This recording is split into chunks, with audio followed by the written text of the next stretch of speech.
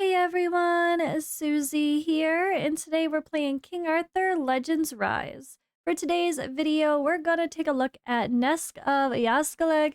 This dragon boss is the first one of the equipment dungeon.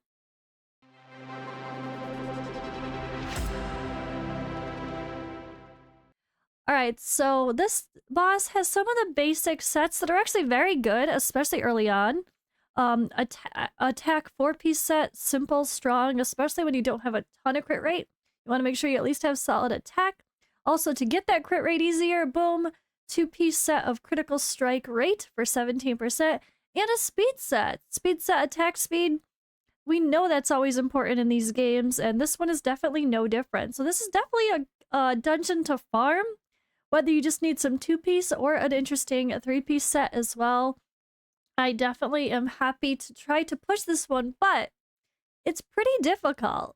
So we're going to go over the basics today. I'm only farming stage 5 myself because for my team for stage 6, they're all, except for one healer, which I only have her set to heal, Isolde, they're all only 5 stars. And let's just be honest, it's hard to push this content without 6 stars once you get past the first couple stages for almost all of the dungeons, honestly, which is totally fair, of course.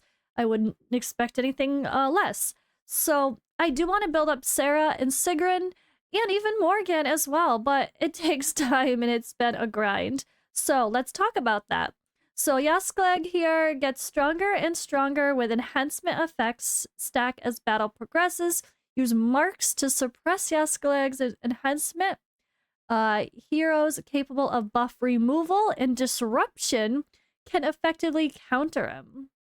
Buff removal and disruption. So the heroes that have mark are suggested here. There is only one legendary. This guy, I think, sounds really solid for it as well because he does it on like every turn. He has a small chance on his basic, 100% chance to trigger mark explosion, which sounds fun. And then a 50% chance here on his third skill, plus just in general, every time he attacks, period, his passive has him have a 50% chance of placing mark. And then after he inflicts mark, it boosts his attack gauge. So he sounds pretty solid. I don't know. But feel free to let me know in the comments below. Have you guys experimented with the mark heroes? Are any of them a sure winner in your book? Let us know. This is a basics video. We want to know who we should be building. And then Yskalhaig Slayer, we have Morgan, Sigrun, Sarah, and then Frederick here. I would definitely say Sarah is worth building overall. She's a great healer. She heals on like every skill, so that's really nice to see, and just does a good job overall. A lot of people really like her. I've seen some good tips. And then Morgan's fun. I really love Morgan. She has this recovery disruption, cannot be healed. That's kind of fun. Attack decrease sleep. I'm not sure about the, oh yeah, buff removal here. Her second, when using her second skill. So this is what makes her good, as they suggest a buff removal for this boss. And yeah, I mean, we all get Morgan for free in the beginning. Make sure you pull on that banner, that Rise banner, if you haven't already. That's a guaranteed Morgan. You might as well grab her. And let's take a little bit of a deeper look. So this is one where the element is fire the whole time, or flame. So keep in mind you're going to want to use flame or frost weapons, relics, with your heroes ideally, because you're going to be weak affinity to them otherwise. All right, now let's take a look at something even better. So we do have a CM tips here for this dungeon, so let's go ahead and read it through. I'm going to try to read through fairly quickly as I covered most of it already, but just preparing and kind of knowing the best strategies is really important for these bosses. I have an idea about what I want to talk about with the boss's skills, but I'm not going to say it in case they just say it right here. So we'll talk about the boss's skills. If they forget it, if they don't mention what I want to mention, I will. All right, so equipment dungeon, and you obtain offensive equipment with attack, critical, and speed stats. First, take down each part that grants buffs to Yskalhaig. Yes, exactly. All right. that was gonna be my first advice, was to try to take out the legs, is it? I think, or wings? Is it a wing or a leg? I don't remember. But the other parts of the body give pretty substantial buffs if you don't take them out first. So you want to take those out first. And then add heroes that can remove buffs or grant debuffs for a smoother battle. So first of all right. Lots of good gear, as we said. Done, done, done. Okay, boss. Let's look at his skills. For real, for real. This is a really good time for me to kind of go back in and dive deeper again, because to be honest, I don't think I read the boss's skills again since like the first day. So it's a good refresher to kind of go through these. I'm really enjoying these little updates every now and then. So the passive when attacking grants hit accuracy increase for 1 turn. If he has mark, removes 1 buff. So that helps. Okay, if he has 3 or more mark, triggers ability switch. If he has 3 or more mark, gains buff disruption. Oh, so he he hinders himself. So this is interesting. So mark lowers defense by 5% and evasion by 10%. So that right there is a decreased defense already, which is great. Ability switch changes a buff to a debuff on the target. We definitely want to do that. That boss has a lot of buffs. And then buff disruption, the target is unable to receive any buffs. So a block buffs as well. And then let's see here. So it's a boss that gets progressively stronger by stacking buffs on itself. Ignoring the buffs he receives every turn will lead to an inevitable defeat, as it becomes increasingly difficult to handle its stacked power. In order to take down Yskalhaig, you must add heroes who can grant mark, remove buffs, or inflict debuffs. Once he receives 3 marks, his buffs are replaced with debuffs, so make sure to use this moment in your favor. So, can Sigrun put up 3 marks consistently on her own? I don't know, because I haven't really pushed the higher stages to test. So that's one thing you're going to have to watch, and I will definitely do so as well as I push to higher stages, and maybe I'll put out an updated guide on specific stages using Sigrun and Morgan in the team. And maybe we need a second mark hero. I'm not sure. So let me know your best strategies so far as well in the comments below. This is one of those, again, just like let's help each other figure it out kind of video. All right, so recommended team by default is Morgan, Tragiv, Sarah, and Arthur. Why Arthur? I don't know. I don't know about if Arthur's the best option here, but maybe. But yeah, that would be the basic team. If you don't have Sigrun, you would use him. So, recommended advanced team with attack. Oh, Sarah has buff disruption. That's right, I forgot Sarah has that as well. Not only is she just a great healer, but she has buff disruption. Here's a more advanced team. Clarison, Merlin, Frederick, Gawain. Oh boy. I only have like one of them, so I'm not gonna talk about... No, I'll talk about it. Frederick has the ability to steal buff from the target and make a buff transfer to his allies. When Merlin's Phoenix Remains effect is active, the subsequent attackers will receive attack increase, healing, and attack gauge charge effects. Combining that with Gawain and Clarison's buff and attack gauge charge effects, this team focuses on creating various attack opportunities. And then here's another advanced team suggestion, which would be amazing. Sigrun, Gawain, typo. Merlin, and Sarah. I like that.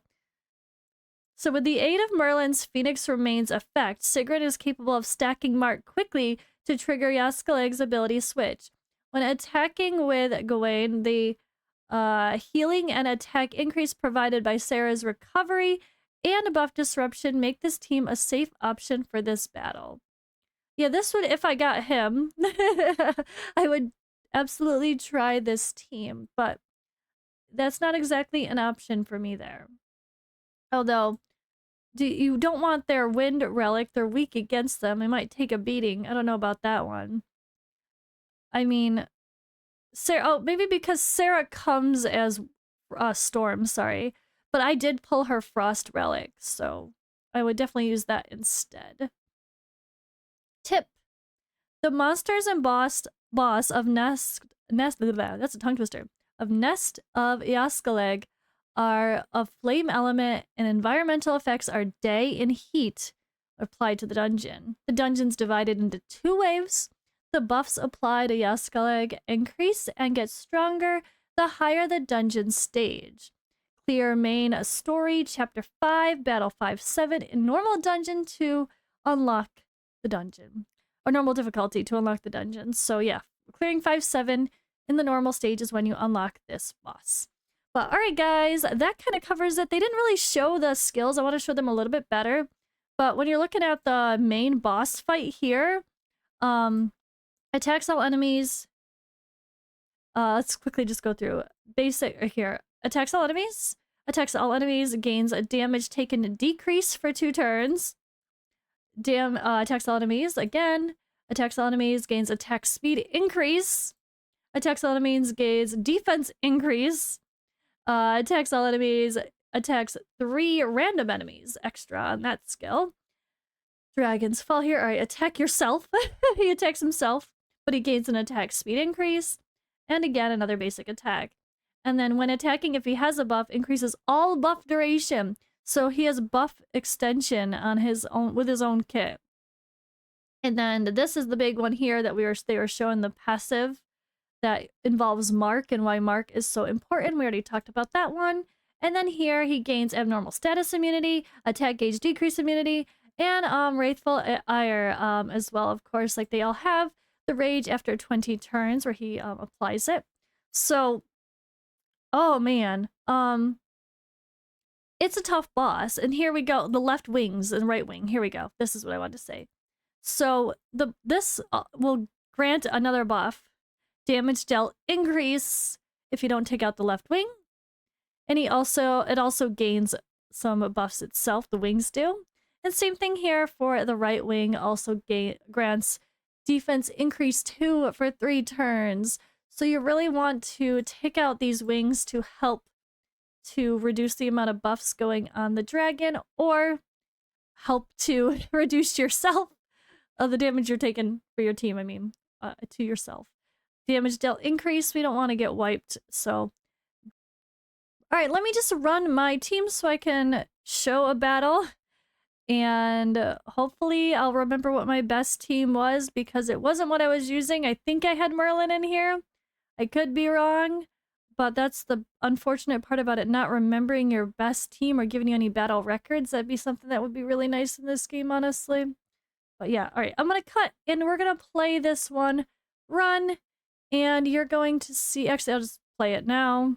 We'll start battle, we'll try to get some resources, and we'll end with that. So this is the easy part. We're just going to kill the little dragonlings, and for the sake of the boss, I'm gonna let Morgan do her first skill, her battle skill, her skill 2, because it triggers her passive. I think Merlin needs to prioritize his frozen remains, so I'll let him use his first or second skill as well. And I think I kind of want Sigrun to use everything so she can prioritize her main, and then Sarah can just use whatever's available because she's just going to heal anyway. I could say to maybe make Sarah, you know what, let's make Sarah only use these so she doesn't use as much vigor to make sure we have enough for everyone else to use their second skills. All right.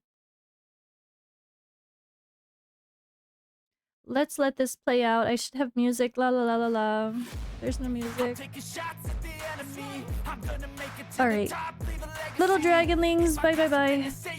Now let's get to the boss. So the only unfortunate part is, let's see how it does on full auto. Do they actually attack the other parts of the body first? I don't know. I think it's a little bit of both, unfortunately. Which, yeah, is a bummer because... you really need to focus one thing, but unfortunately the AI doesn't let us do that. The AI lets us prioritize a boss, but it doesn't let us choose which other things in the battle to attack first. So maybe they'll get better in the future. but I guess we just have to let it do its thing. So this might be the kind of thing where I have to let the AoE ults of like even Merlin go, or Morgan? I don't know. No, Morgan's second skill is AoE, so that'll help. My problem is I just have level 50 heroes, so they're not exactly very strong. But they're doing okay. They are attacking the front leg. Or both. Okay, it looks like the priorities are actually okay. They're attacking the front leg with single target hits mostly. Not all the time though. Not all the time though. You can see this is definitely a slow battle, but it's pretty reliable all things considered. I just have low levels, so I'm doing a lower level dungeon. I can't really push until I get everyone up to 6 star and a little bit stronger. That's kind of how it works. Don't wanna test your luck with me. I think I've had enough defeat. I'm sick of all the bad thoughts, people who were half-nots. You were not as tough though. Don't wanna test your luck with me. I think I've had enough defeat.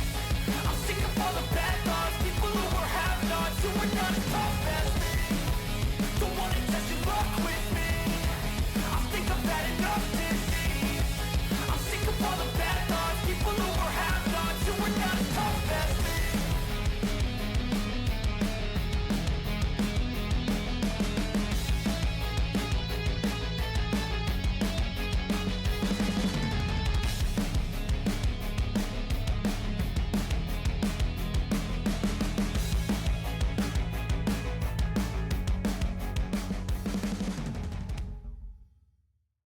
Alrighty, and there is my little haul. It's not very exciting at this point, but at least we're getting the other materials to forge for like 4 and 5 star gear instead.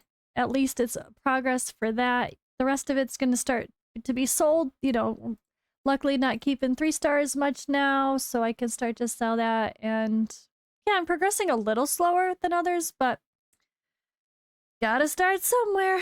Alright guys, thank you for watching. I will see you in the next video.